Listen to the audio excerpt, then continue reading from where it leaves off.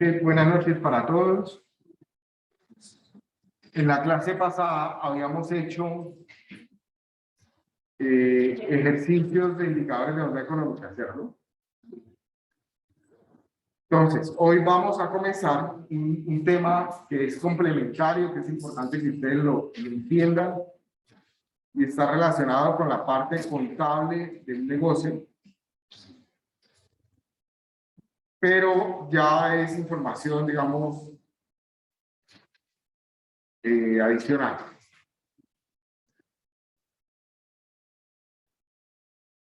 Son dos clases lo que vamos a trabajar sobre este tema. Voy a intentar agilizarlas un poco. Es un tema que no entra en la evaluación, digamos, para el parcial los temas ya están vistos, que son matemáticas financieras e indicadores de onda económica. Ya hicimos varios ejercicios. El parcial va a ser similar a los ejercicios que hemos hecho. Lo que vamos a hablar hoy tiene que ver con los aspectos más contables que puede tener un negocio de inversión, una empresa, y también es la razón o es la forma en cómo se ha construido el modelo financiero que se va a tratar ya para evaluar el proyecto de inversión en grupo que ustedes tienen. Y digamos que es el remate de la asignatura, ¿sí? Primero hablemos un poco en relación con lo que es el tema del concepto de valor. El concepto de valor está estrechamente relacionado con tres conceptos. Perdón, que en casa sí están viendo las diapositivas, ¿cierto? Sí. Sí, señor. Pero acá no.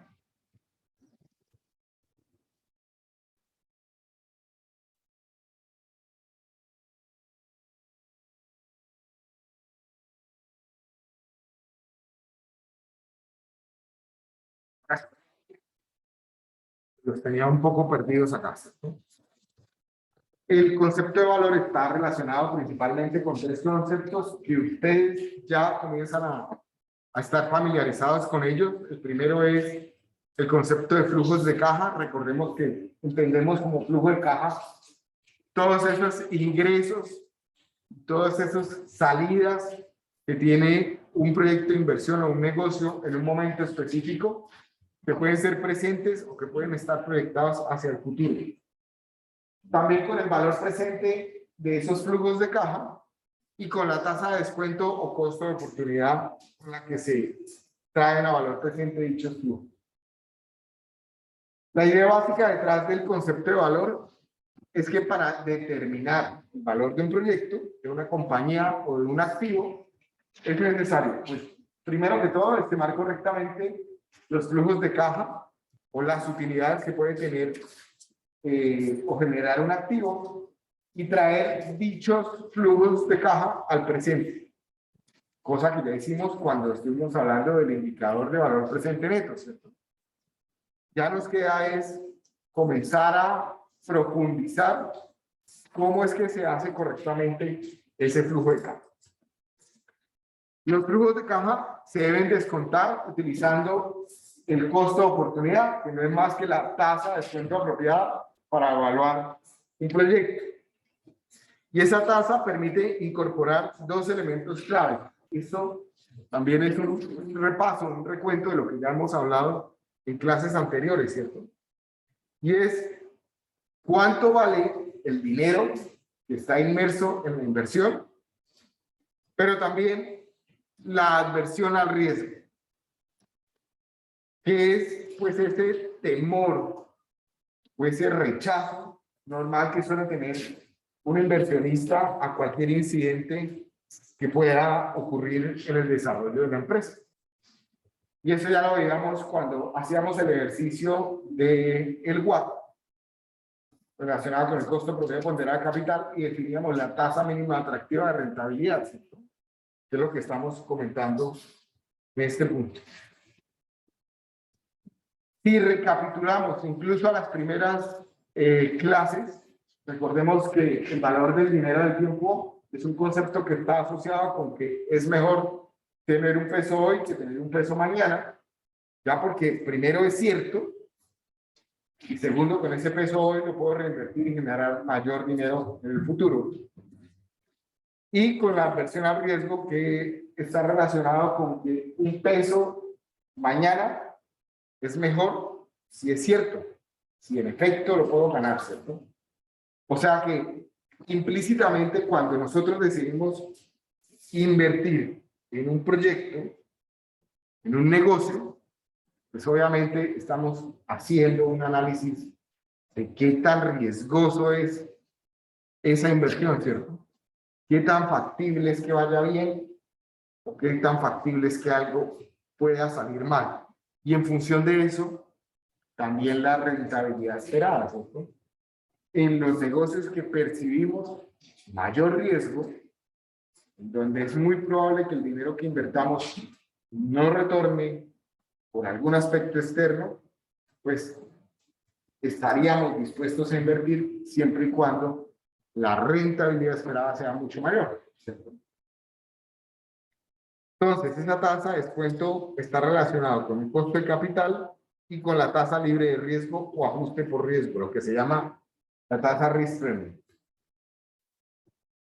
Al menos en el marco de un modelo de empresa privada y libre que opera en el mercado de capitales abierto, el objetivo de todas las firmas, sobre todo los negocios, es maximizar el valor de su acción en el mercado.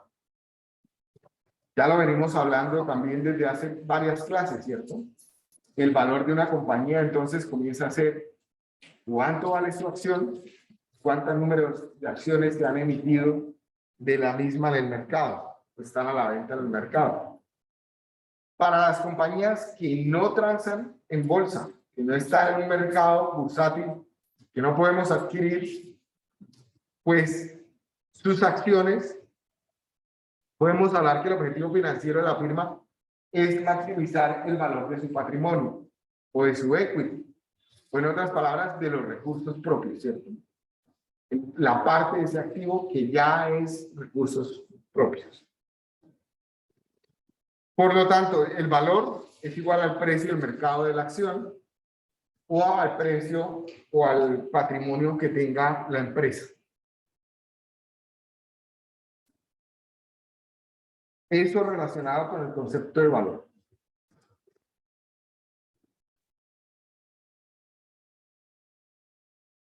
Pasemos a los temas más contables. Aquí les pido su mayor atención. Esta suele ser una clase muy teórica, un poco densa, que hay que, pues, en donde se intenta sintetizar mucha información.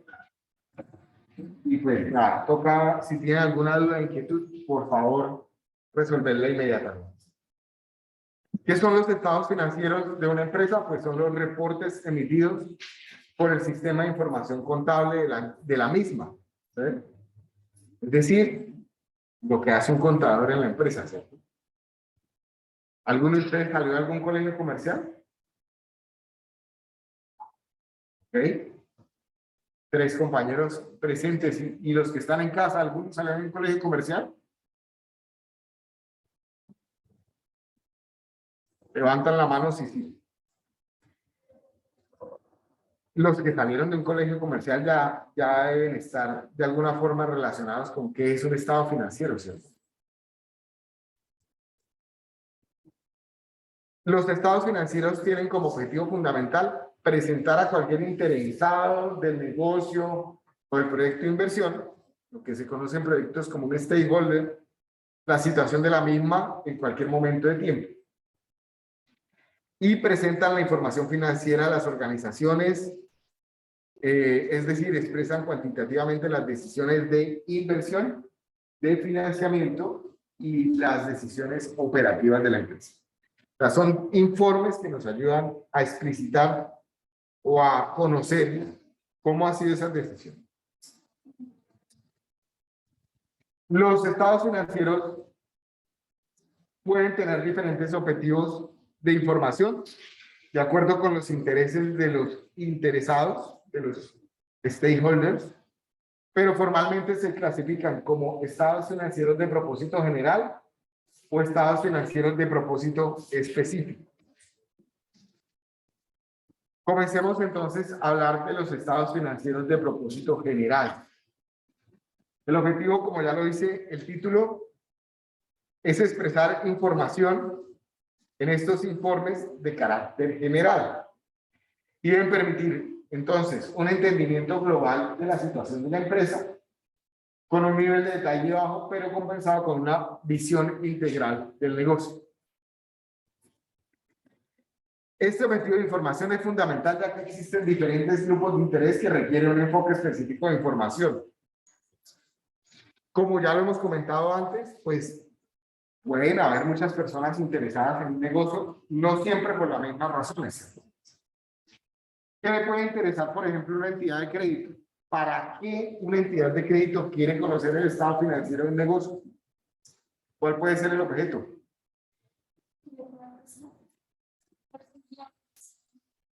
Ver si es viable prestarle o no, ¿cierto? Una entidad financiera, un banco, cuando una empresa va a solicitarle un crédito, muy probablemente les va a exigir los estados financieros para saber si tienen capacidad de pago, si es capaz de pagar ese dinero que está solicitando prestado. ¿Y los proveedores? La misma razón. Puede ser la misma razón, ¿cierto? Especialmente si un proveedor me está fiando, ¿cierto? Me está dando a crédito algún insumo para la producción. ¿Sí?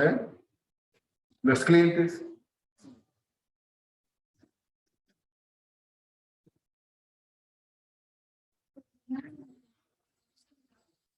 Y la empresa brinda servicio más que producto.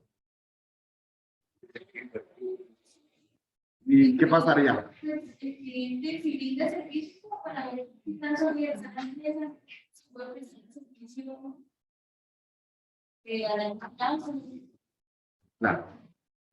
Si analizamos un negocio que sea una hamburguesería, pues a nosotros los clientes de la hamburguesería, a lo mejor nos va y nos viene el estado financiero de la hamburguesería, ¿cierto?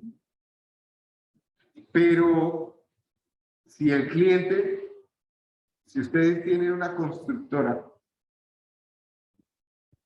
y se dedican a hacer vías, puentes, colegios, acueductos, alcantarillados, qué sé yo, su principal cliente probablemente sea el Estado.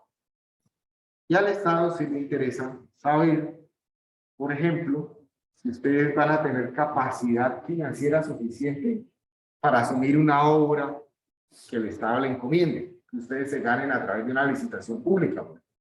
¿Sí? Es por eso que los procesos de licitación pública, que son los procesos de contratación, el Estado, que es el cliente, le exige a sus proveedores, a las empresas que van a prestar, a hacer los productos o a prestar los servicios, ciertas características desde el punto de vista financiero. ¿Sí? Puede pasar también que un cliente, por decir algo, si ustedes tuvieran una empresa de confecciones, un cliente quisiera encargarles la dotación de todo su personal a nivel mundial, pues saber si ustedes tienen la capacidad logística, financiera, etcétera, para cometer una tarea de ese estilo. Sí. El gobierno, ¿por qué puede estar interesado el gobierno en los estados financieros? ¿Cómo? Por los impuestos, la DIAN. Porque depende de si la empresa gana o no gana dinero, es que cobra impuestos. Y entre más gane, más impuestos cobra. Entre menos gane, pues menos impuestos cobra. Los analistas financieros. Si la empresa cotiza en bolsa, o si cotiza de alguna forma, o si está abierta a un proceso de venta, pues esos analistas financieros tienen que conocer la situación de la empresa para saber si invierten o no. La comunidad en general, los dueños y los administradores de las empresas. La comunidad general, pues para hacer algún tipo de solicitud, ¿cierto? Hoy que está tan de moda esos procesos de responsabilidad social empresarial o algo por el estilo, pues cuando la comunidad le exige a cierto tipo de negocios alguna retribución por el impacto que están causando o por el dinero o los insumos que están sacando, etc.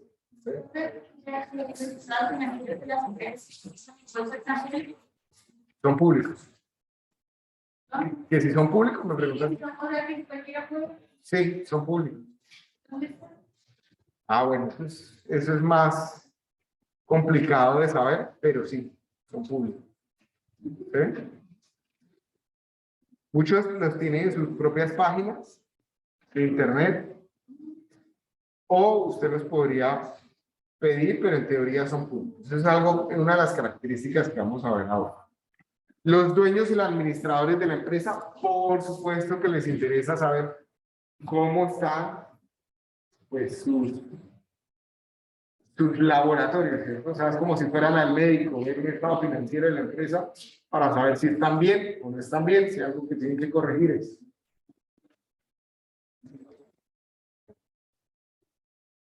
Dentro de este grupo de informes o estados financieros de propósito general, el sistema de información gerencial considera los siguientes informes.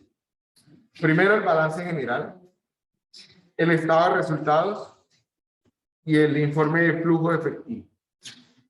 Esos primeros tres informes se construyen con los datos que van surgiendo directamente en el desarrollo de la empresa, en la ejecución del negocio.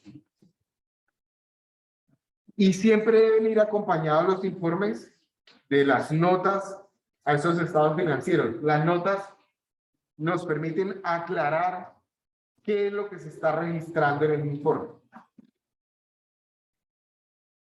Y el estado de cambios de la situación patrimonial y el estado de cambios de la situación financiera son otros dos informes de carácter general, pero que ya se construyen del análisis de los tres primeros.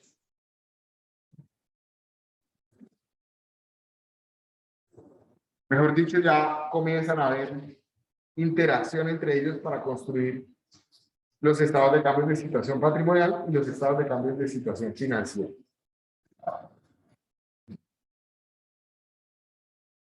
Algunas características de estos informes de carácter general. Primero, son de carácter público. Y por ser de carácter público, deben cumplir con unas características mínimas para garantizar su disponibilidad y su calidad. Deben presentarse cada año fiscal.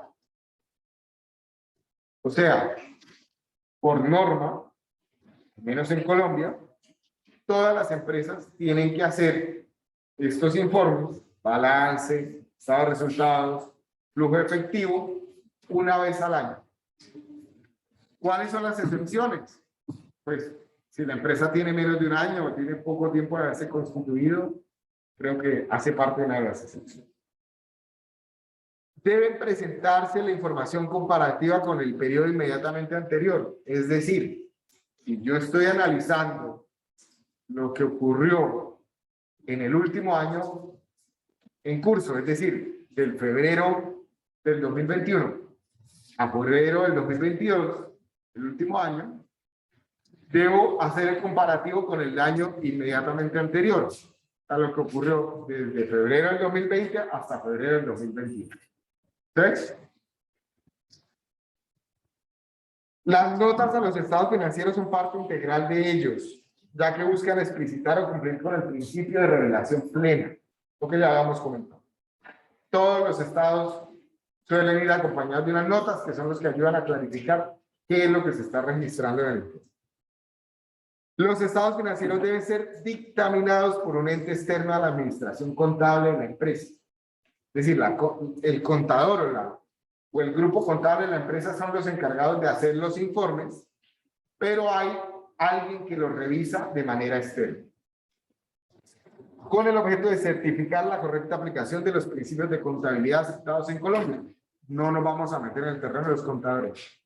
Hay una persona externa que los tiene que revisar para ver que se estén cumpliendo las directrices en términos de contabilidad en Colombia. Dependiendo del tamaño de la empresa, esa persona que revisa se llama un auditor externo o se llama un revisor fiscal. Entre más grande, revisor fiscal, sino un auditor externo. Es así, ¿no? Oye, los del colegio comercial llevan años escuchando este cuento, ¿no? ¿Sí? ¿Sí? Va. La presentación formal de los estados financieros requiere el aval entonces de 3 personas. Primero, el que lo hace, el contador. Segundo, de su jefe, que suele ser el gerente de la empresa. ¿Por qué el gerente tiene que firmar el informe? Porque tiene, digamos, jerarquía sobre el contador y podría influir en el contador para que presentara o dejara de presentar cierta información.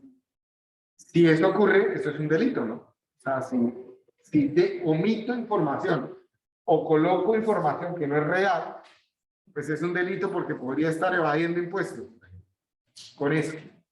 ¿Sí? Y por eso es que tiene que firmar el gerente, que es el jefe del contador. Y el tercero que firma, pues es el que revisa, el auditor externo o el revisor fiscal.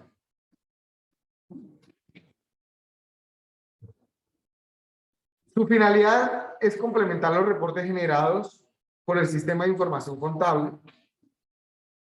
Perdón, hablamos de los estados financieros de propósito específico, estábamos hablando de los de propósito general. Los de propósito específico, su finalidad es complementar los reportes generados por el sistema de información contable para eliminar una gama más amplia de reportes a la administración. Ya tiene otras características. No deben cumplir con el periodo específico de presentación, es decir, se suelen hacer en el momento en que se necesita. No deben cumplir, no son de carácter público. Luego, es información que le interesa realmente al negocio y a nadie más. Y no requieren el cumplimiento de requisitos de los estados financieros de propósito general.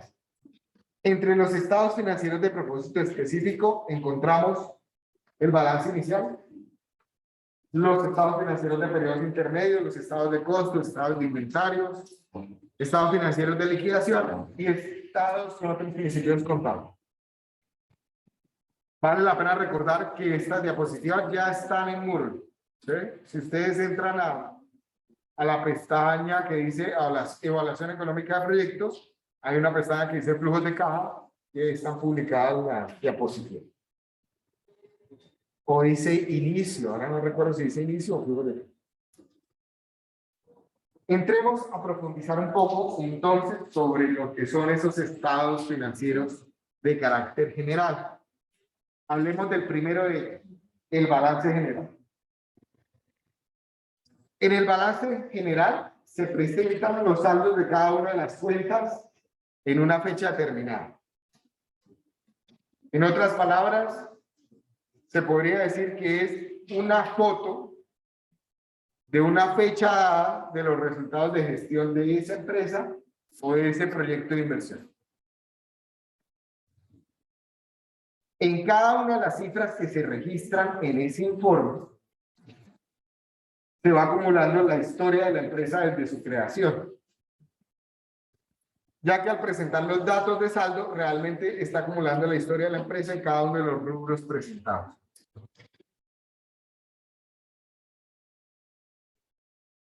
Ya hay 3 aspectos en cómo se clasifican las cifras en ese informe. El primero es el activo. ¿Alguien me puede decir qué es un activo? Está generando. A ver, por acá. Por acá. El dinero que se invirtió por acá. Los bienes de la empresa. ¿Quién más? Dice, incorpora la medición monetaria de los bienes y derechos resultantes de las decisiones de inversión del negocio. Un activo, si hablamos de la empresa universidad, es todo lo que posee la empresa.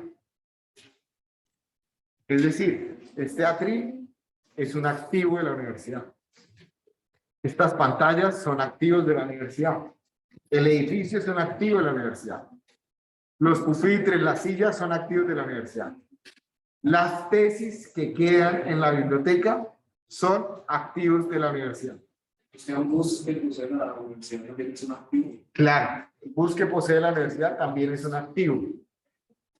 Ya me escucharon que las tesis, ¿cierto? Las patentes, incluso la marca Wills es un activo de la universidad. ¿Sí?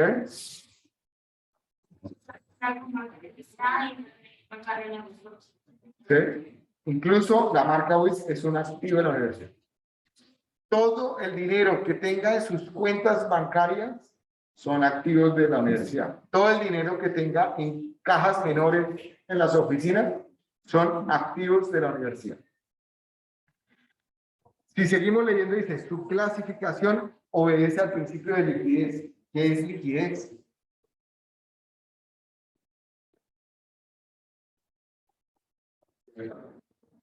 Capacidad de pago. ¿Qué más entienden por liquidez? ¿Alguien ha escuchado la expresión estoy líquido? ¿Y líquido? No tiene. Líquido es que no tiene dinero ahí en el momento, ¿cierto? No quiere decir que no tenga nada. Quiere decir que no tiene cómo pagar en ese momento contante y sonante, ¿cierto? No tiene efectivo, cash. ¿Sí? Luego, liquidez es la capacidad de transformar en efectivo en el tiempo cualquiera de esos activos. Todos los activos poseídos por la empresa tienen como un fin último la generación de dinero y utilidades, pero algunos activos lograrán ese ciclo en un periodo de tiempo menor a otros. No todos los activos que tiene la universidad tienen por objeto convertirse en dinero inmediatamente, ¿cierto? O sea, la universidad no está en plan de vender estos pupitres en este momento porque lo necesita para operar. Sin embargo, yo puedo venderlos y convertirlos en efectivo. ¿Sí? Entonces, en el balance, en el informe, en la parte alta del informe, comienzo a organizar lo que tiene mayor liquidez, es decir, lo que está en efectivo. De hecho, lo más líquido que tienen ustedes, pues son los billetes y las monedas que tienen en sus bolsillos en este momento.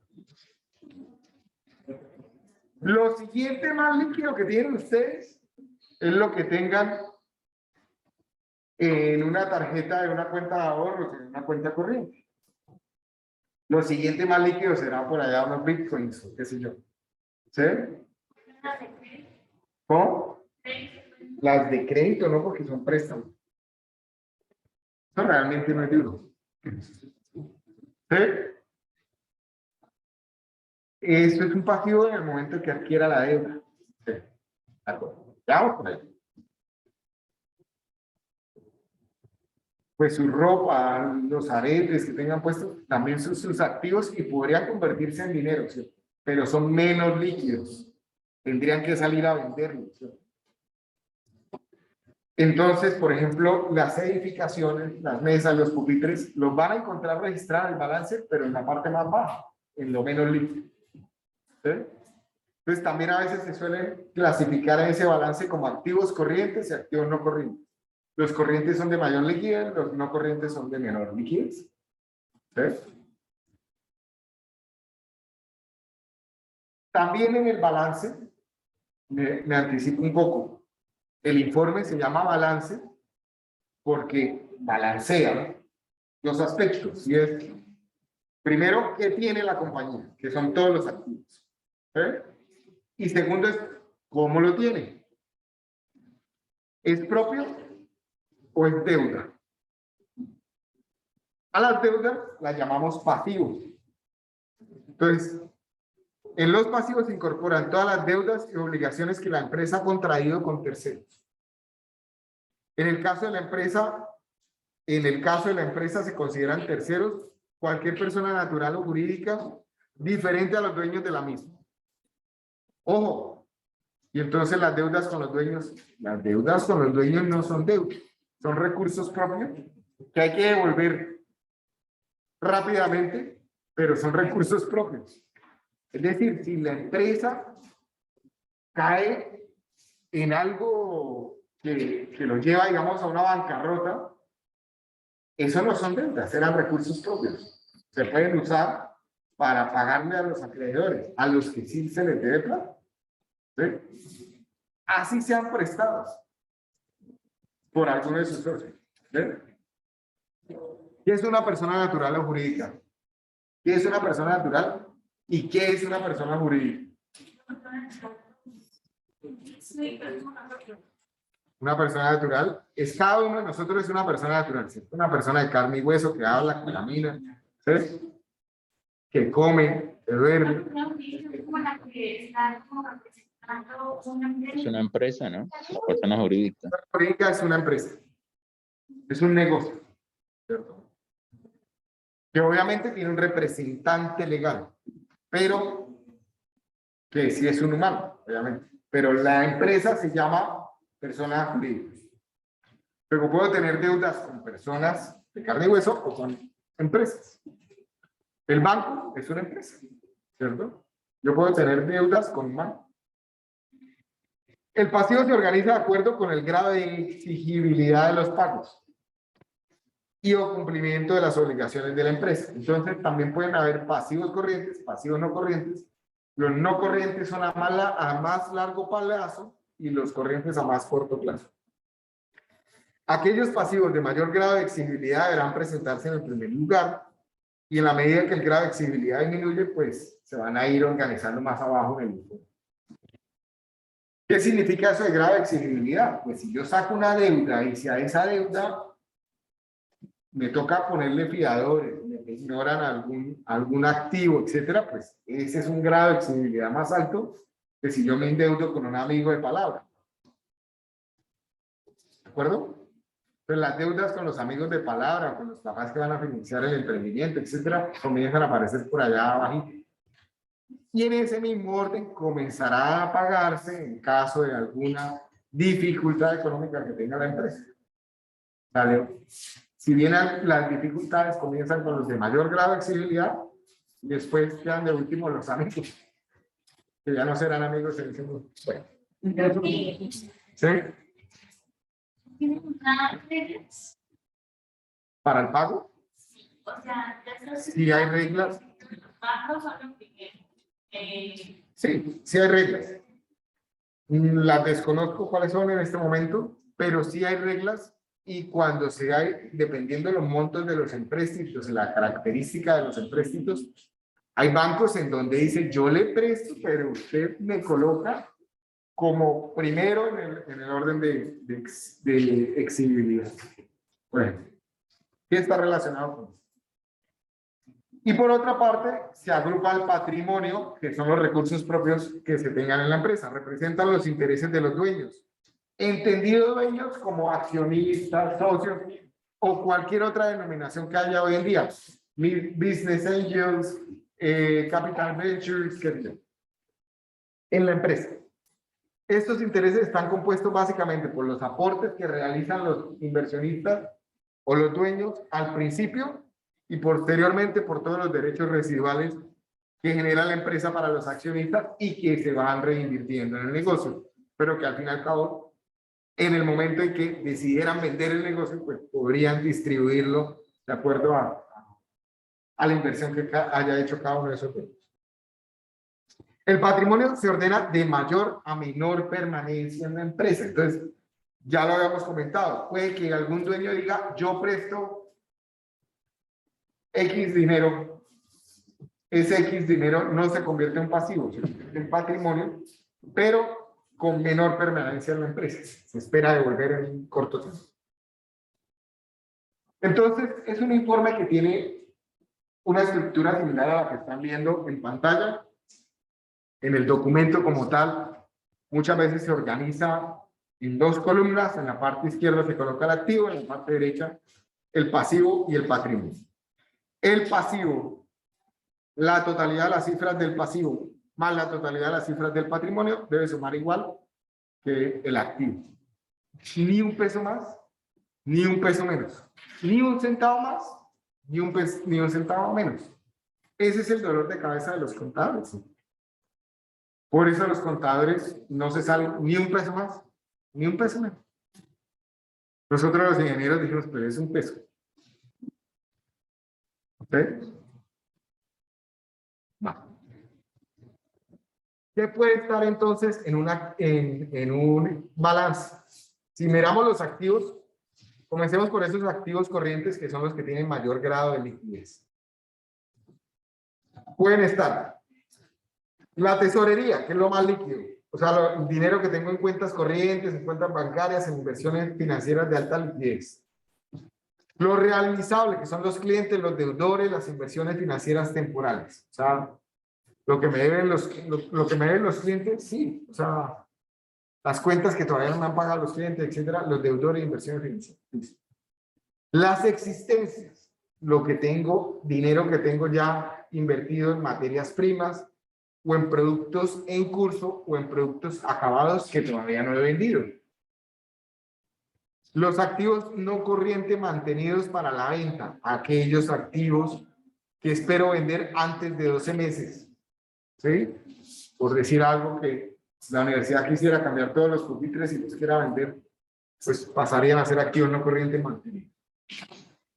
Y está lo no corriente, que es lo que tiene menos liquidez, como son las inversiones financieras a largo plazo, las inversiones inmobiliarias, que son inmuebles no necesarios para la actividad típica de la empresa, el inmovilizado material, como terrenos, edificios y maquinarias, el inmovilizado intangible, como las marcas, las patentes, todo el tema de investigación y desarrollo, que por ejemplo la universidad tiene bastantes, cada una de sus tesis, pues es temas de investigación y desarrollo. Por el lado de los pasivos, está pasivo corriente y pasivo no corriente. Los no corrientes son a más largo plazo, como las provisiones a largo plazo y las deudas a largo plazo. Los corrientes son las provisiones a corto plazo y las deudas a corto plazo, y los acreedores comerciales y cuentas por pagar. Y el patrimonio, en donde está el capital, la prima de emisión, las reservas, el resultado de los ejercicios anteriores y el resultado del ejercicio en curso. Y ya veremos qué es eso ahora que hablemos del estado de pérdidas y ganancias o el estado de resultados. ¿Cómo vamos hasta acá? En un grado de 1 muy perdidos, 10 muy bien. ¿Qué tan perdidos están?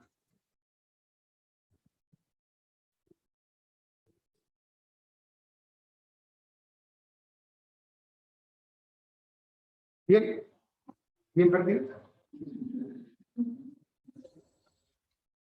Intentemos ir revisando lo que estamos hablando junto con algo real, ¿cierto? Algo que podamos tocar. Entonces, ¿los estados financieros son públicos? Respondamos a esa pregunta. Son públicos. Lo que pasa es que no todos lo ponen tan a la vista, ¿sí? O algunos hay que solicitarlos por escrito, ¿sí? Déjenme ver sus estados financieros, ¿sí?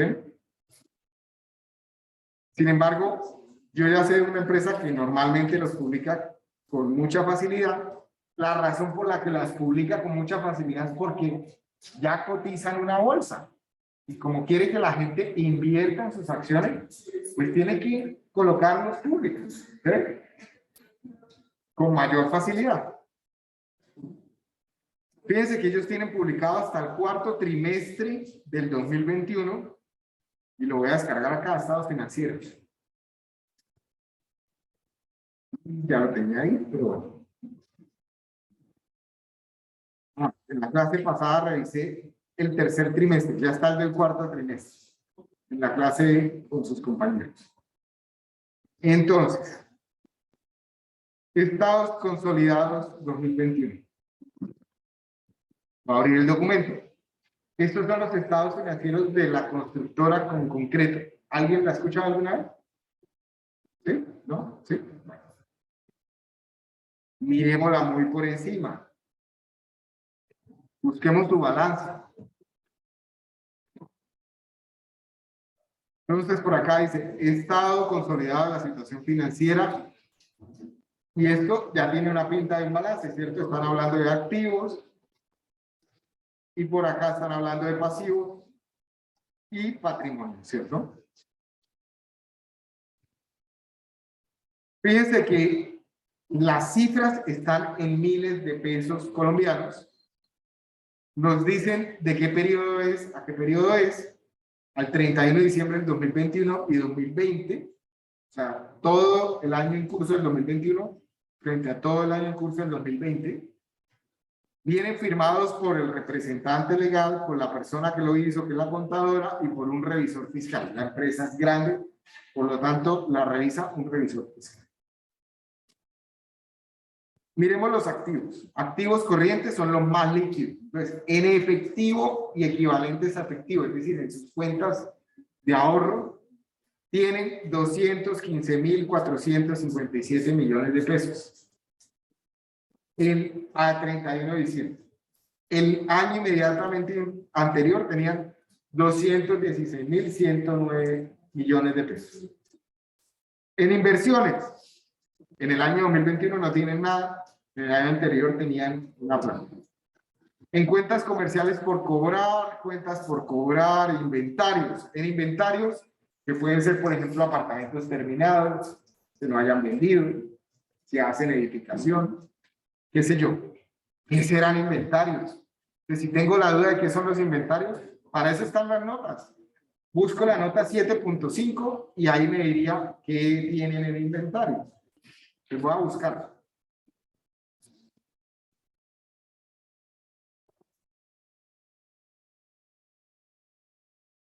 Este no es un informe pequeño.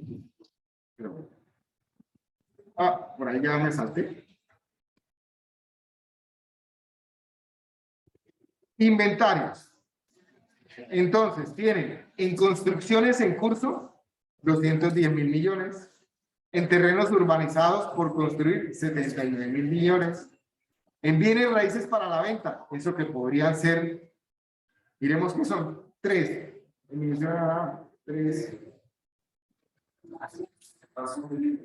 Si era aquí la disminución presentada a los bienes raíces para la venta se genera por la venta del parqueadero de las generales negocio toscano. Esa era la nota. Contratos en ejecución preoperativos, en repuestos tienen 13.000 millones de pesos. En productos terminados, 1.231 millones de pesos, etc.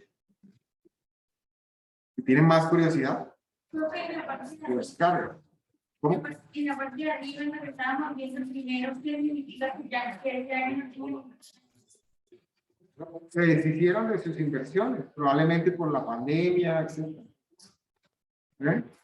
Son decisiones contables, o sea, salieron de sus inversiones de pronto para apalancar algún negocio.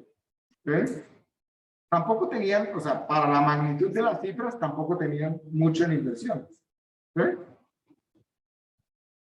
En activos corrientes, es decir, lo que se puede volver más líquido, tienen 1.2 billones frente a casi 1 billón de pesos del año inmediatamente anterior.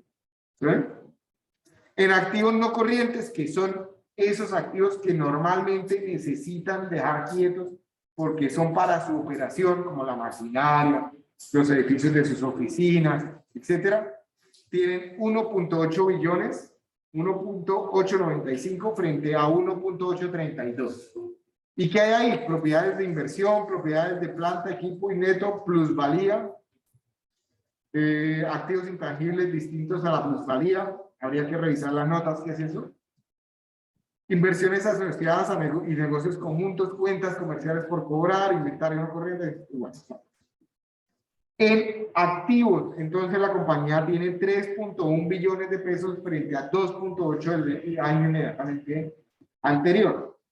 O sea que ya la cifra gruesa me da una idea al hecho de ser comparativo de que en el año 2021 fue mejor que el año 2022. O sea que va creciendo, ¿cierto? Al menos en activos va creciendo. Miremos los pasivos, porque si ya está creciendo, pero las deudas también están creciendo, pues puede ser otro indicador, ¿cierto? Miremos la totalidad de los pasivos. 1.500, 1.5 billones frente a 1.2 billones. Están creciendo como en la misma proporción, habría que revisarlo, ¿sí? Puede que no sea un indicador malo. Pasivos corrientes, entonces tienes obligaciones financieras, provisiones, cuentas por pagar, comerciales, cuentas por pagar aparte relacionadas asociadas, pasivos por arrendamiento. ¿Qué puede ser un pasivo por arrendamiento? No sé, nada. O sea, la administración, los servicios públicos podrían estar ahí, de esos inmuebles que no están arrendados. Pasivos por impuestos, otros pasivos no financieros. Bueno. En los pasivos no corrientes tienen obligaciones financieras, provisiones, cuentas comerciales, pasivos por arrendamientos, impuestos diferidos, etc. En patrimonio, capital emitido, es decir, con lo que arrancó la empresa. Ahí sí me ayudan más ustedes que... Prima de emisión, pero este es un monstruo de empresa. Prima de emisión, ganancias acumuladas, otras participaciones en el patrimonio, reservas, otros resultados integrales. Aquí me da curiosidad de que no aparece el resultado del ejercicio, ¿no? O sea, no lo mencionan ellos como resultado del ejercicio. Voy a abrir este que dice con concreto separado a ver si es diferente.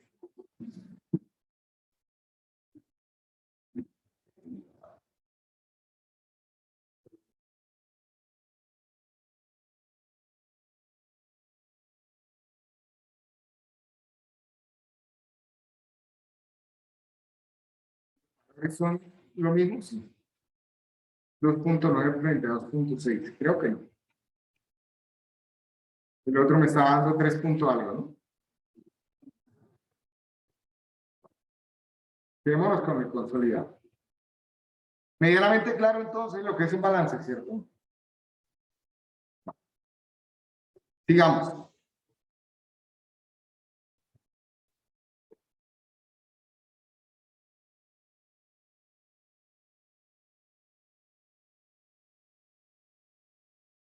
Hablemos ahora de lo que es un estado de resultados o un estado de pérdidas y ganancias. Es el segundo informe de carácter general. Se llama así, estado de resultados. O también se suele llamar estado de pérdidas y ganancias. Busca identificar la gestión de la empresa para un periodo específico de tiempo, por ejemplo, un año, un semestre, un mes, o entre otros. Como ya lo vimos, sí o sí se tiene que presentar cada año. Este estado financiero es fundamental ya que permite establecer la forma en que las actividades fueron llevadas a cabo y además identificar las posibles fuentes de mejora de la gestión empresarial.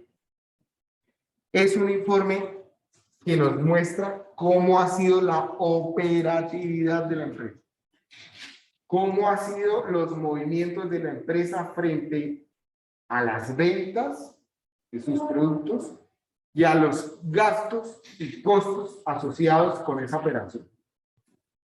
Solo con lo asociado a la operación. ¿De acuerdo?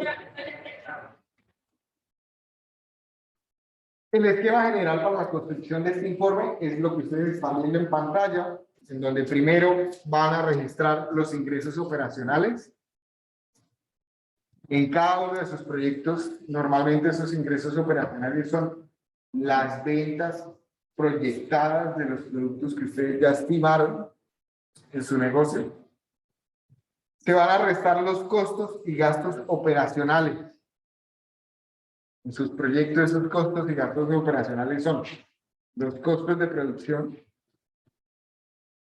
son los gastos fijos y son la nómina. La hoja tributos que también hicieron en la plantilla, ¿se acuerdan? Son otros costos. Si a esos ingresos operacionales le quito mis costos y gastos de operación, me va a quedar mi utilidad operacional.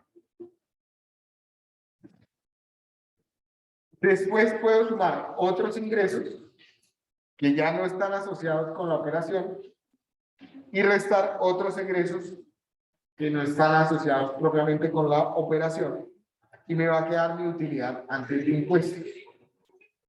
Esa cifra es clave para el gobierno, ¿cierto? Porque es sobre esa cifra que va a calcular el impuesto. Y una vez descuente el impuesto, me va a quedar mi utilidad neta final. Esa palabra utilidad es lo que muchos entienden como ganancia en el negocio. ¿Cuánto ganó el negocio? ¿Cierto?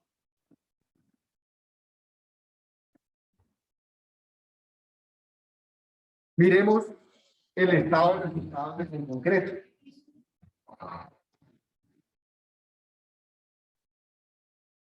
De lo que tienen aquí en el último trimestre del 2021. Entonces, estado consolidado de resultados por función por los años terminados el 31 de diciembre del 2021 y del 2020, cifras en miles de pesos. Entonces, ingresos por actividades ordinarias tuvieron ingresos por 754 mil millones de pesos frente a 574 mil del año inmediatamente anterior. ¿Qué hacen ellos? ¿Cuáles son sus actividades ordinarias? Miremoslo. 7.17.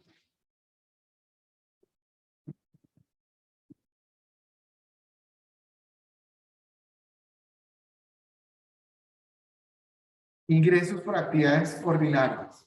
Entonces la nota dice, ¿qué hace con concreto? Contratos con clientes, dividendos y otras actividades ordinarias.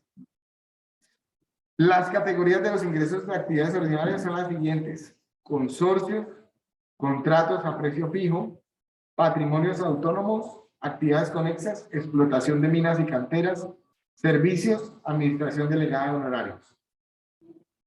Eso es lo que ellos llaman contratos con clientes. ¿Qué es lo que llaman dividendos? Arrendamientos de inmuebles y equipos, otros ingresos y descuentos concedidos, que es el subtotal de dividendos. Y después dice subtotal de otros ingresos de actividades ordinarias. Ingresos de actividades ordinarias por segmento. Entonces tienen construcción, vivienda, inversiones, corporativos, eliminaciones, vivienda, inversiones, construcción, vivienda. Listo. Ya me salté de nota, ¿no? Ingresos por cobrar y diferidos. Por acá tienen un 17 que se llaman principales contratos con clientes.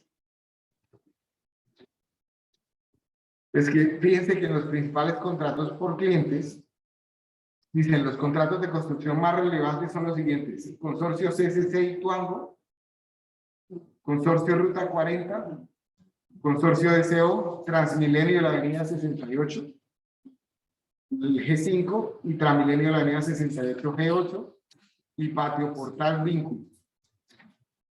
Y después aparece el siguiente rubro, que es cuánto le cuesta eso que hicieron. Y también en las notas podemos ver pues a qué se refiere cada una de las cifras. Me voy a volver al informe.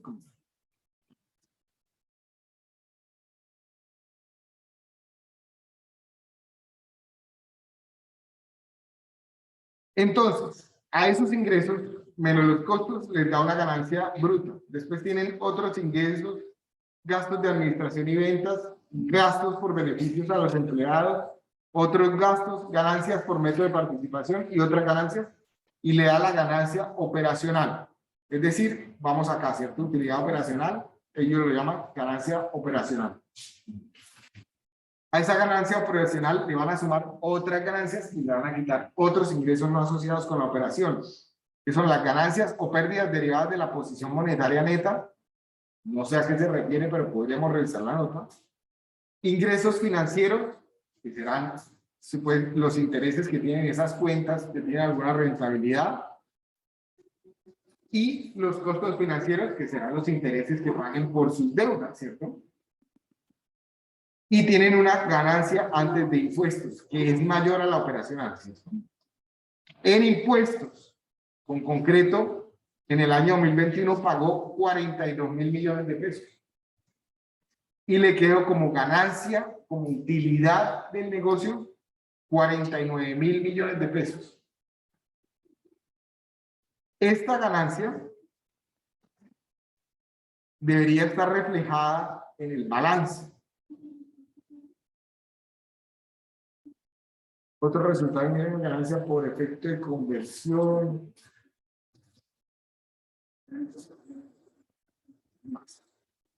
Miremos a ver si se ve reflejada en el balance. Estos 49.000 millones deberían estar registrados en el patrimonio como resultados del ejercicio. Y no lo veo. Patrimonio, capital prima, ganancias acumuladas, ¿no? Otras participaciones del patrimonio, reservas, otros resultados integrales. Me imagino que esos 49.000 están dentro de estos 57.000. Parece. ¿O hay algún ruido? No sé si ese aire está prendido.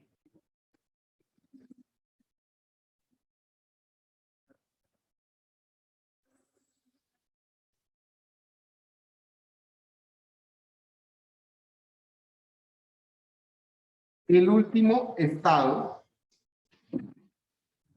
el último informe se llama flujo de caja. Y en el informe de flujo de efectivo, flujo de caja, se busca presentar en forma esquemática movimientos financieros, todos los movimientos financieros que afectaron el disponible de la empresa, que afectan el dinero constante y sonante de la empresa. En la actualidad, muchas de las decisiones empresariales se basan en la generación de efectivo por parte de la empresa o del proyecto de inversión. Y en este sentido, el estado de flujo de caja pues cobra mayor importancia. Parte de la relevancia de ese estado de flujo de efectivo radica en que presenta en forma agregada la información correspondiente a diferentes tipos de decisiones tomadas en una empresa. Entonces, antes de continuar con la explicación del flujo de caja, ustedes se dieron cuenta que en el balance con concreto se hablaban de inversiones, ¿cierto? Pero que por ningún lado en el estado de pérdidas y ganancias se comentaban dichas inversiones, ¿cierto? Es porque en el estado de pérdidas y ganancias solo se registra la información operativa o de operación de la empresa, lo que está asociado con las ventas, costos y gastos de la operación de la empresa. Y una inversión ya no hace parte de los temas operativos de la empresa, pero sí puede afectar el disponible, ¿cierto? Si la empresa sale y vende más acciones, vende acciones de su empresa, es un dinero que le va a entrar a la empresa, que la va a poder utilizar para hacer sus temas operativos, o si compra acciones de su propia empresa o de otras empresas, es dinero que va a salir de los bolsillos de la empresa y que se vería reflejada en el informe de flujo de caja, pero no necesariamente en el informe de resultados. ¿Sí me va siguiendo? En general, la estructura del balance general permite identificar en forma adecuada las decisiones de inversión a través de los activos. Fíjense por qué en la primera diapositiva, cuando comenzamos a hablar de los informes o de los estados financieros, decíamos que son informes que me ayudan a mirar cuáles fueron las decisiones de inversión, de financiación, las decisiones operativas de la empresa. Entonces, en el balance, puede ver cuáles son las decisiones de inversión, ¿cierto? En toda la relación de activos, esas son las decisiones de inversión de la empresa. Las decisiones de financiación, pues, ¿cómo es la estructura de capital de la empresa? ¿Qué tanto son recursos propios y qué tanto es deuda? ¿Qué tengo en pasivos y qué tengo en patrimonio? Mientras que en el estado de resultados se permite identificar las decisiones netamente operativas de la empresa.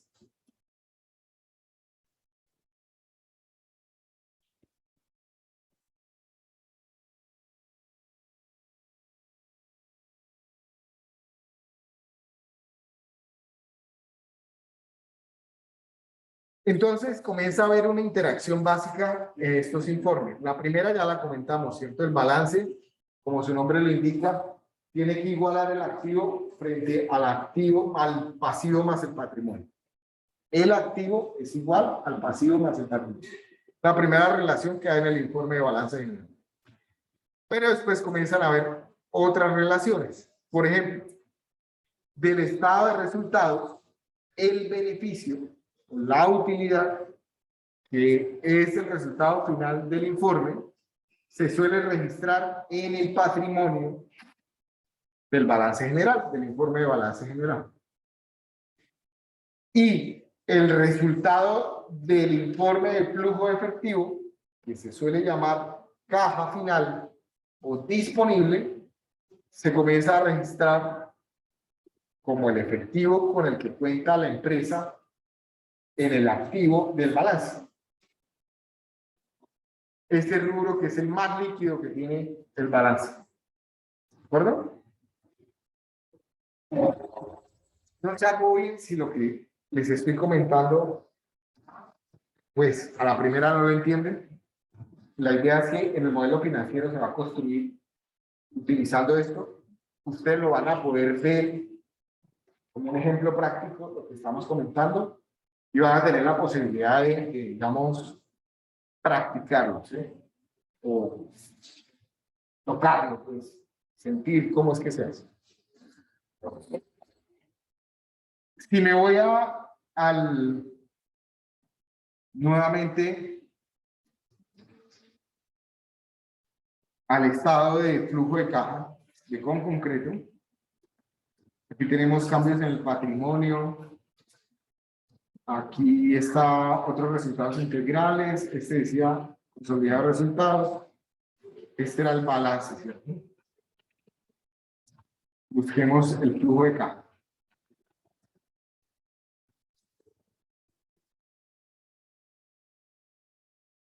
Flujo de efectivo. Arranca con ganancias del periodo. Fíjense que es el dato de la utilidad, ¿cierto? Ajustes por conciliar de la ganancia, subtotal, impuestos de esa ganancia, otras salidas de efectivo y termina con flujos de efectivos procedentes de actividades de la operación.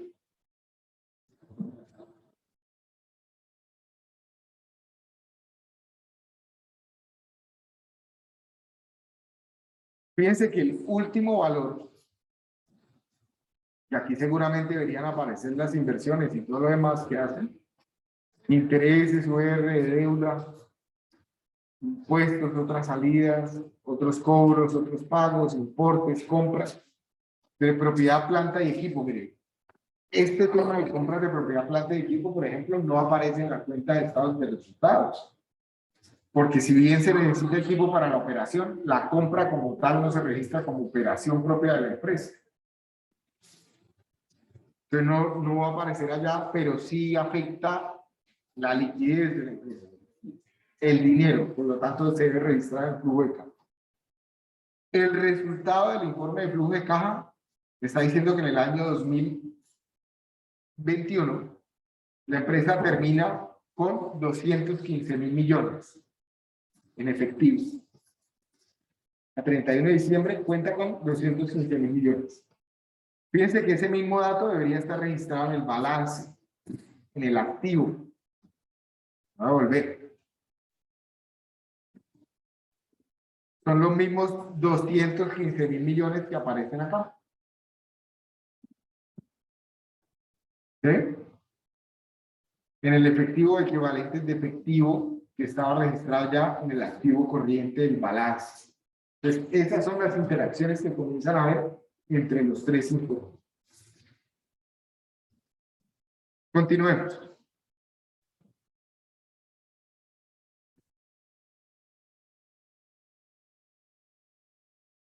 La cuenta de efectivo corresponde entonces al estado financiero del flujo de efectivo y la información correspondiente al efectivo incorpora una de las informaciones fundamentales de la empresa, que es cuál es el monto de dinero efectivo disponible y especialmente cómo está siendo utilizado los recursos de la empresa.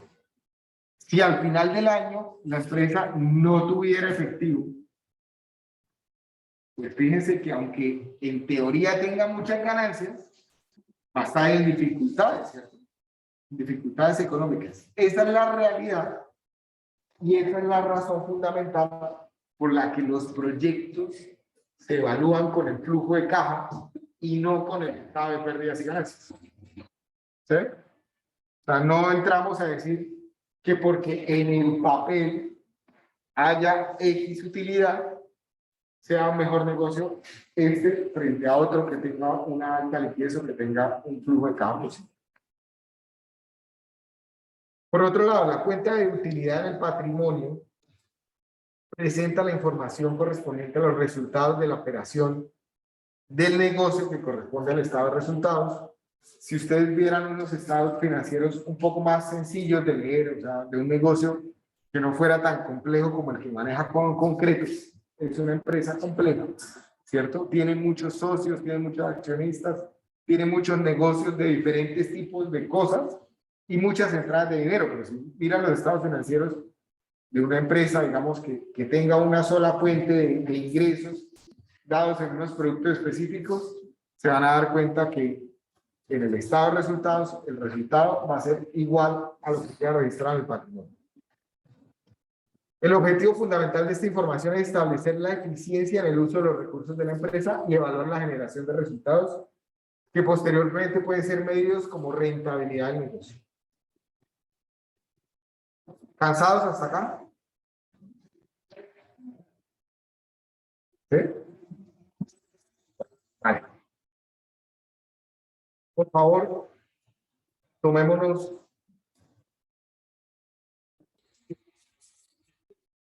Entonces, comencemos, retomando un poco el tema, comencemos a hablar de algunas características que tienen los flujos de caja en los proyectos.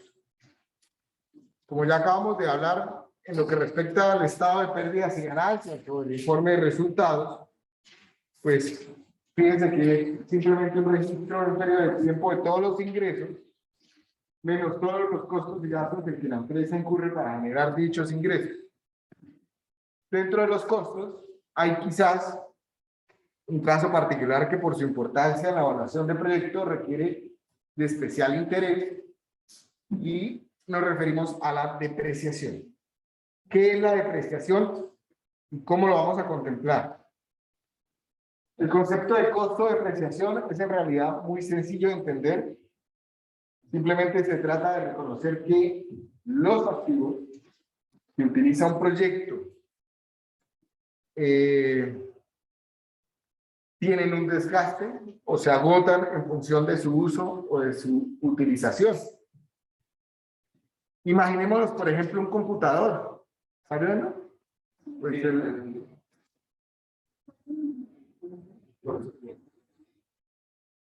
entonces, si ustedes adquieren un computador hoy, en la medida que va pasando el tiempo, ese computador se va desgastando, cada vez se va poniendo más lento, cada vez sus componentes se van desactualizando, ¿cierto? Y pues llega un punto en donde, por más querido que sea el computador, hay que cambiarlo, ¿cierto? Pues eso pasa con la gran mayoría de los activos y la idea del concepto de depreciación es que se vaya teniendo en cuenta el costo del desgaste de esos activos como tal.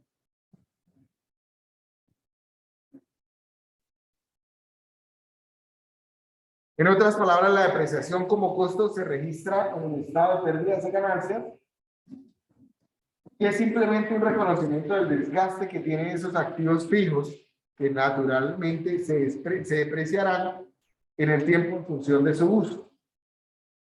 Hay diferentes formas de calcular ese costo o gasto de depreciación. Los métodos más comunes son el de línea recta, el de suma de dígitos y el de depreciación variable. Para efectos del modelo que se va a utilizar, vamos a aplicar el método de línea recta. ¿Cómo es el método de línea recta para el cálculo de la depreciación? Lo primero que vamos a tener en cuenta es el valor de compra del activo. Usted ya lo tiene en cuenta, ¿cierto? Ya tiene una plantilla que se llama inversiones, donde tienen listados cada uno de sus activos. ¿Cuánto fue el valor de compra? Lo siguiente que se calcula es el periodo de vida útil que va a tener ese activo dentro de la compañía y podría definirse un valor terminal. Y calcular la alicuota por año de la diferencia entre el valor de compra y el valor terminal. Hagamos un ejemplo. Entonces, supongan que en la compañía se compra un vehículo. Ese vehículo cuesta inicialmente 80 millones de pesos. Y vamos a asumir que el ciclo de vida de ese vehículo es de 5 años. Y que una vez transcurridos esos 5 años se podría vender en un 10% de su valor inicial.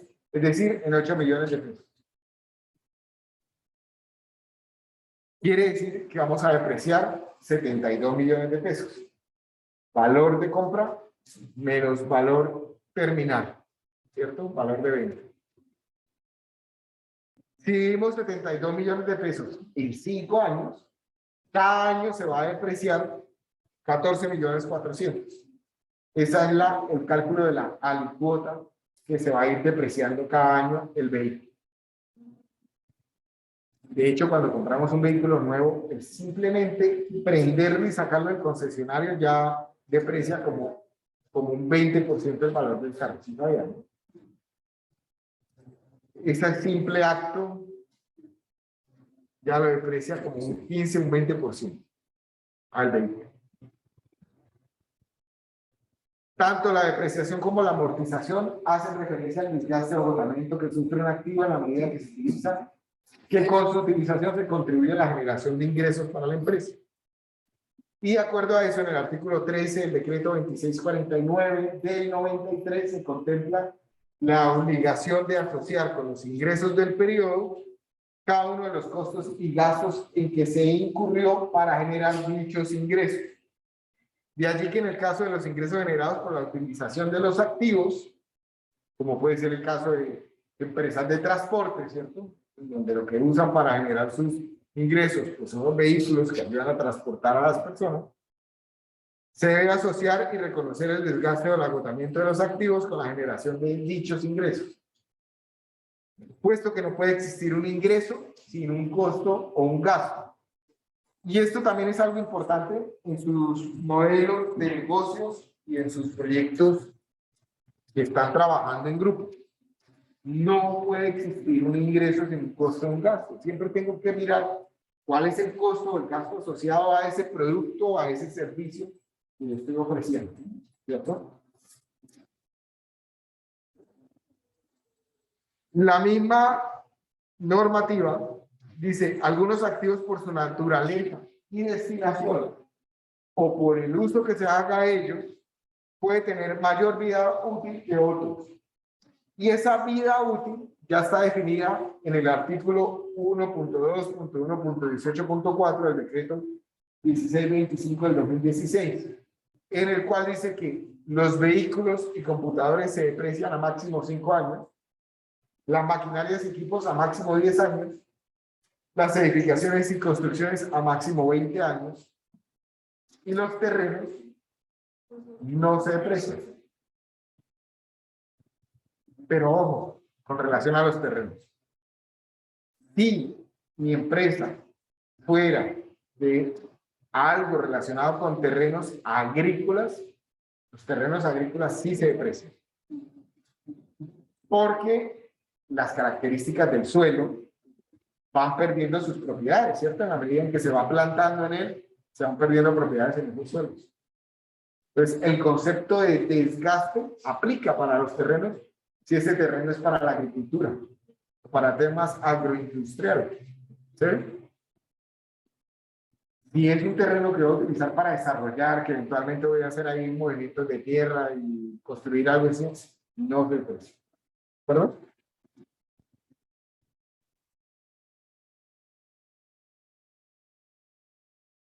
Lo siguiente que vamos a tener en cuenta en el modelo financiero y la razón por la que usamos flujos de caja es entender las diferencias que hay entre lo que es utilidad y lo que es liquidez.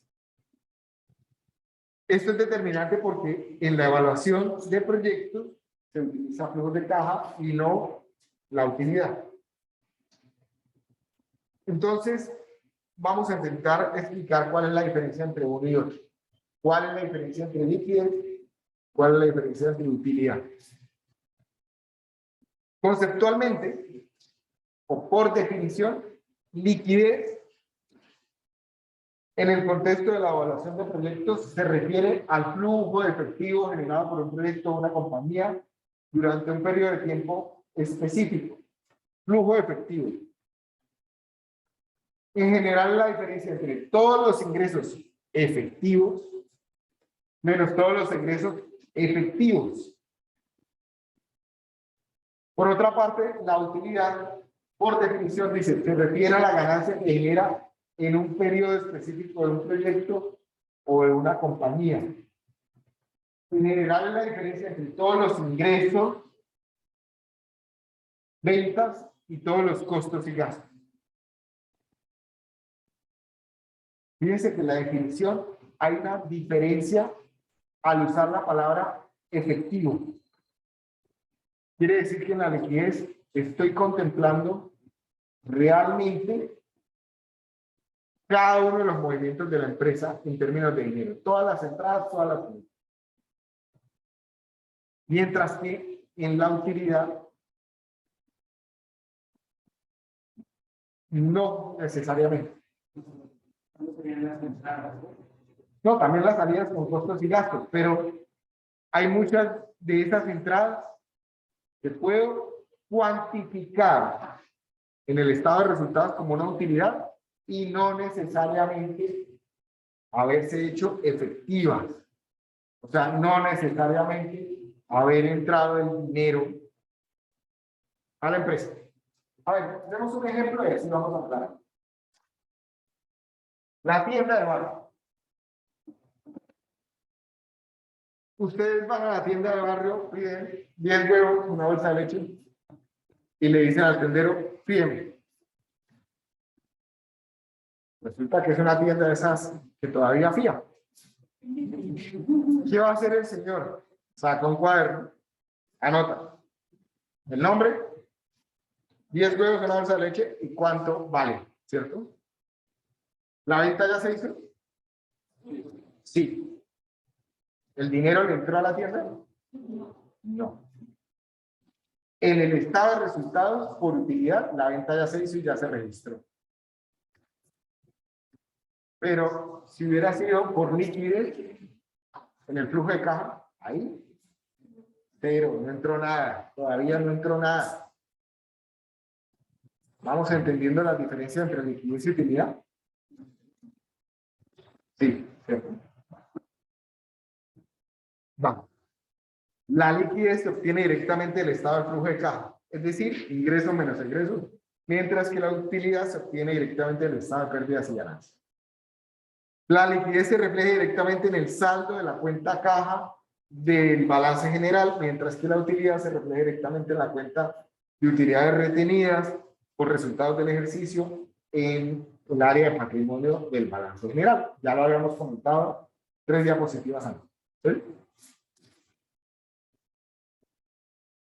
También existen diferencias importantes entre el flujo de caja y la cuenta de pérdidas y ganancias que están relacionadas primero con el principio de contabilización y segundo con el principio de pertinencia.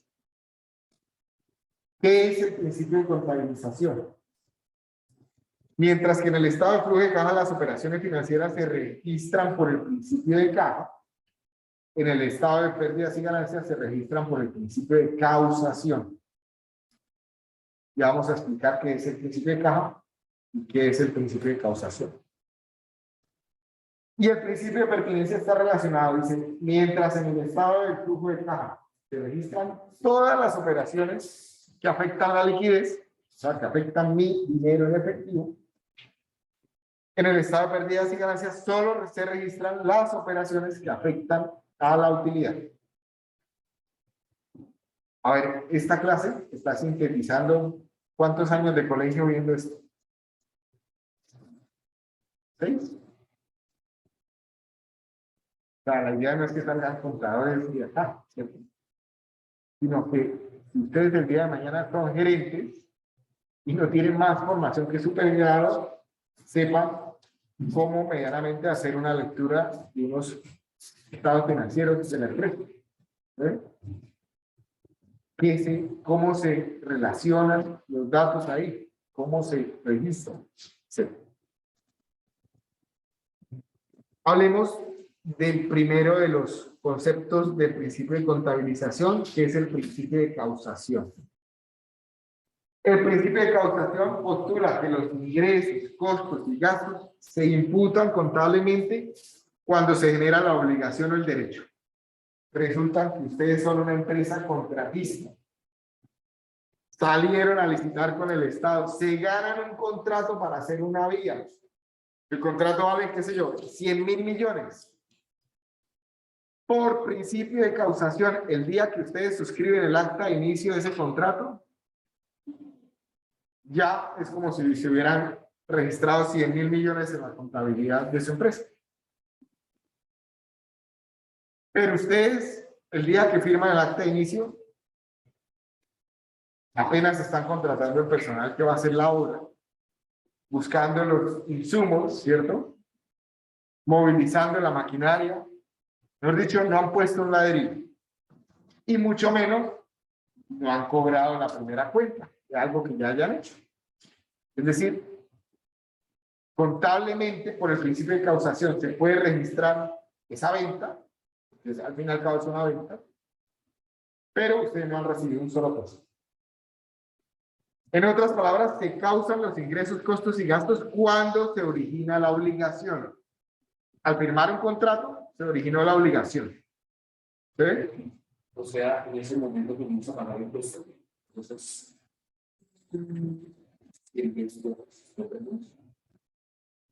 el contador dirá que está en un cronograma y irá colocando de acuerdo a una ejecución proyectada del proyecto, pero sí. O sea, sí, cuando le corresponda el periodo de impuestos. ¿Sí? Esos contratos comienzan a generar unas obligaciones también en términos de impuestos.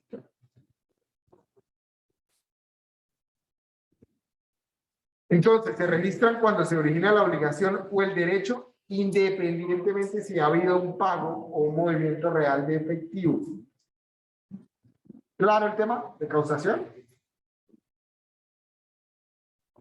Por otra parte, o en contraprestación, el principio de caja registra financieramente los movimientos con base en el movimiento real y efectivo del dinero. Para poder observar de manera más clara las diferencias entre el principio de causación y el principio de caja, pues miremos dos operaciones típicas. Primera operación. Se venden mercancías por valor de 100 millones.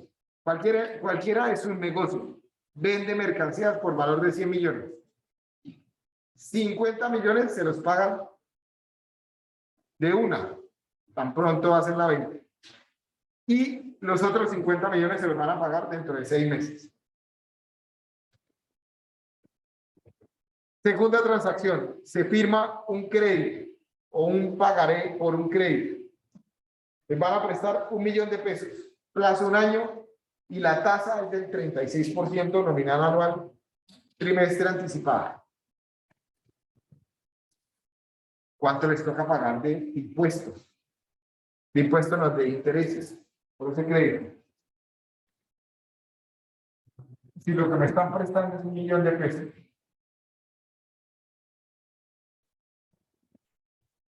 y la tasa pactada es del 36% nominal anual, trimestre anticipado, el día que me entreguen el dinero, ¿cuánto me quitan en intereses?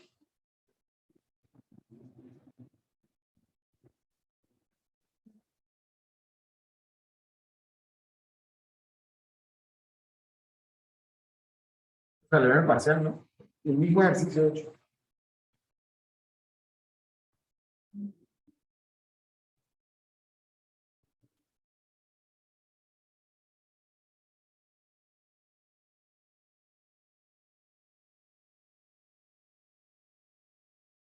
La tasa periódica es la nominal trimestre anticipada y va a ser 36% sobre 4 trimestres que hay en un año. Es decir, un 9%, ¿cierto? ¿Cuánto es el 9% de 1.000.000? 90.000, ¿cierto? O sea que el día del desembolso no me entregan 1.000.000, me van a entregar 910.000. O sea, en intereses anticipados me van a cobrar 90.000. Nominal trimestre anticipado, pero esos 90.000 corresponden a un trimestre. Un trimestre. Pues tengo estas dos operaciones. ¿Qué pasa si saco la foto del primer mes de la compañía? Del primer mes. En el estado de pérdidas y ganancias, voy a registrar las ventas de 100 millones de pesos. Pero en el estado de flujo de caja solo voy a registrar un ingreso por 50 millones de pesos. Porque recuerden que los otros 50 me los pagan en 6 meses.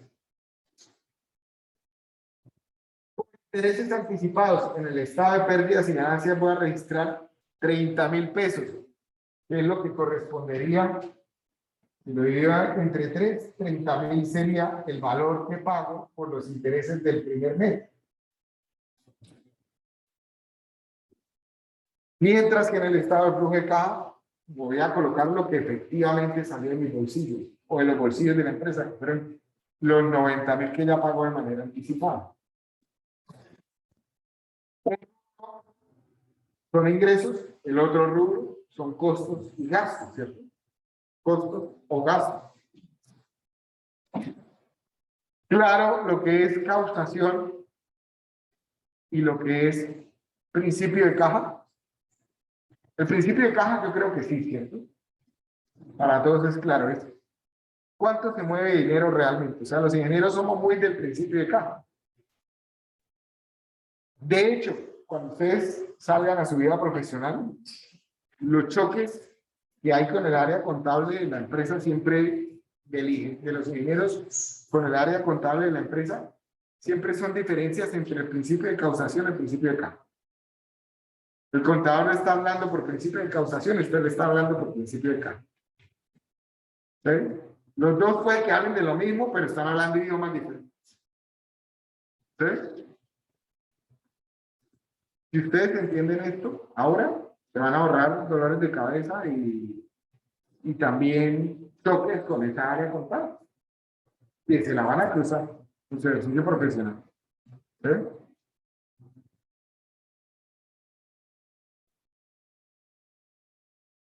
Los ejemplos anteriores muestran entonces cómo una misma transacción que afecta tanto la liquidez como la utilidad no necesariamente tiene el mismo impacto a nivel de utilidad y a nivel de liquidez. La diferencia entre el principio de causación y el principio de caja es la primera de las razones del origen de la diferencia de utilidad y liquidez, y es precisamente ese aspecto al que llamamos diferencia en el principio de contabilización. Ahora vamos a las diferencias en el principio de pertinencia. Era la segunda que habíamos hablado.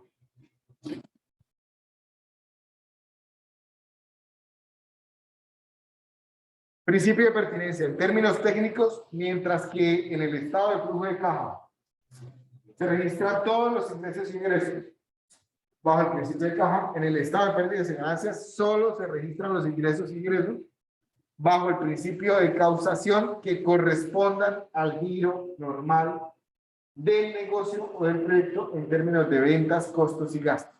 Es decir, voy a ser selectivo con lo que registro ahí, porque no todo se registra, solo lo que va en el giro normal de ventas, costos y gastos de la parte operativa de la empresa. Si volvemos a hacer un ejercicio similar al que hicimos en las diapositivas anteriores, donde vamos a colocar 3 situaciones y cómo se registran ellas en el estado de pérdidas de ganancias y en el estado de flujo de caja, vamos a asumir que las 3 se pagan en efectivo para aislar el principio de causación y de caja, y simplemente enfocarnos en el principio de pertinencia. ¿Listo? Todo se paga en efecto. Compra de maquinaria por valor de 100 millones. ¿Será que si ustedes son una empresa constructora para construir una vía en el estado de pérdidas y ganancias, van a registrar la compra de la maquinaria?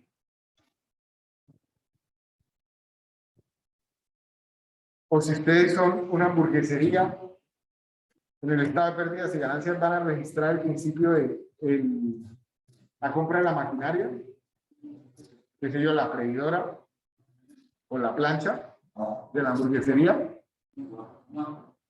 No, ¿cierto? Porque no hace parte del giro normal operativo de las hamburguesas, que es hacer hamburguesas y los costos asociados con ellas, que son las compras de los insumos, los transportes, el personal, etc. Venta de nuevas acciones por 40 millones. ¿Se registra el estado de pérdidas y ganancias o no? Sí hace parte del giro normal de ventas, costos y gastos. Volvemos a lo mismo, si es una hamburguesería. No, ¿cierto? No estaría. Pagos de nómina por trabajo calificado. Sí. Es decir, que la clasificación sería más o menos como lo que estamos viendo en este cuadro. La compra de maquinaria en el estado de pérdidas y ganancias no se registraría, pero en el flujo de caja sí, porque estamos hablando de movimientos en efectivo. Menos 100 millones en este caso. Ventas de acciones, si es de una hamburguesería, no se registraría, pero en el estado de flujo de caja sí. Y el pago de nómina en el estado de pérdidas y ganancias no sí se registra en ambos casos. Perdón. Sí se registra en ambos casos. Porque hace parte del giro normal de la operación del negocio y porque es una salida de dinero que tiene el negocio. Entonces, ese último cuadro nos permite apreciar cómo hay operaciones financieras que pueden afectar la liquidez, pero que no necesariamente afectan a la utilidad. En otras palabras, no todo lo que afecta a la liquidez afecta a la utilidad.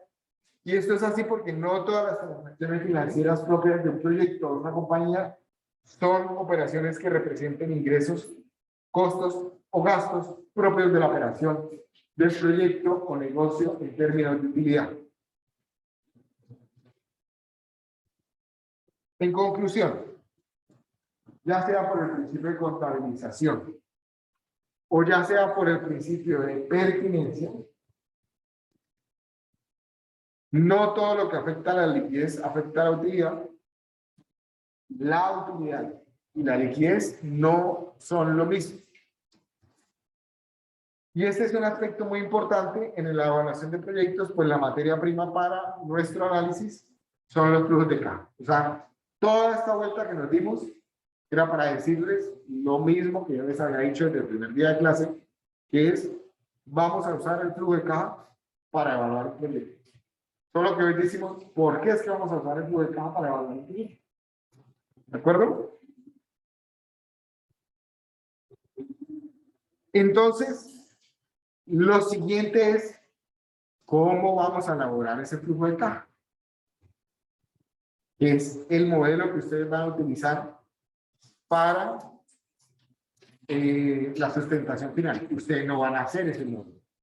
Yo ya les entrego el modelo. De hecho, en Moodle en este momento está cargado un modelo. Voy a hacer una pequeña revisión mañana, pero de aquí al lunes vamos a trabajar ese modelo. ¿De acuerdo? Hay dos métodos. Con esta termino. Con esta termino y arrancamos frescos la próxima clase. Hay dos métodos para construir el flujo de caja. El método directo y el método indirecto. En el método directo simplemente cojo todas las facturas de la empresa, miro qué son ingresos, miro qué son gastos y registro. Pero para evaluar un proyecto, yo no tengo la empresa en operación, ¿cierto? Voy a planear eso. Entonces necesito hacerlo a través del método indirecto.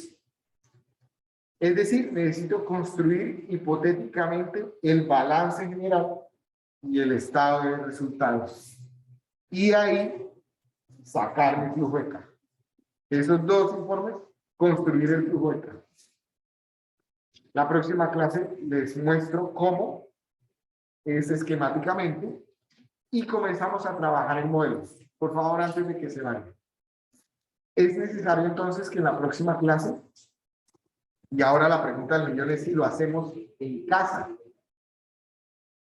Porque la idea es conectarse al modelo de una vez.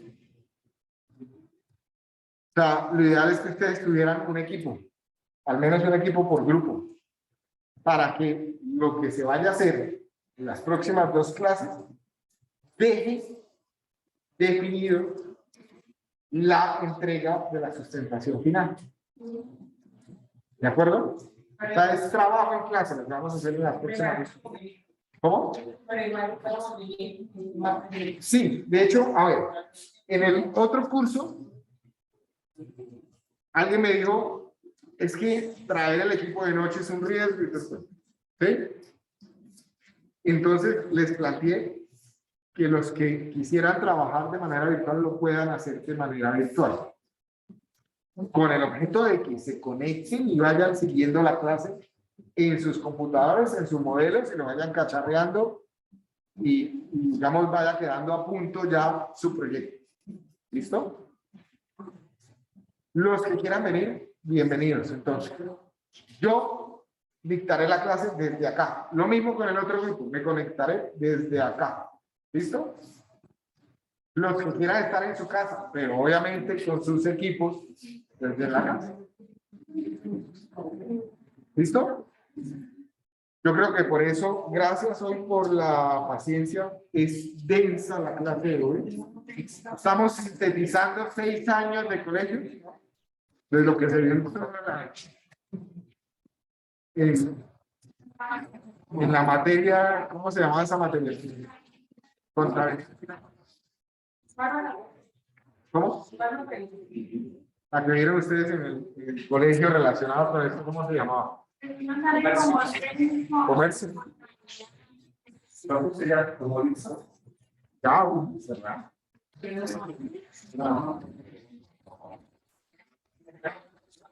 Casa, gracias por la asistencia. Si me falta alguien por lista, voy a finalizar la grabación y ya me dice.